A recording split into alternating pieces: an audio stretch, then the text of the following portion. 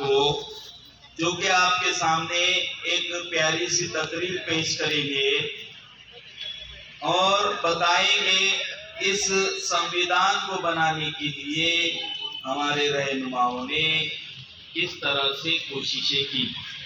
रमीशा हानी।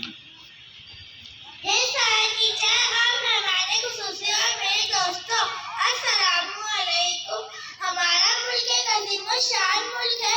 इस मुल्क में मुख्तलिफ मज़ाहिब, मुख्तलिफ तहजीब, मुख्तलिफ जात बिरादरी के लोग रहते हैं।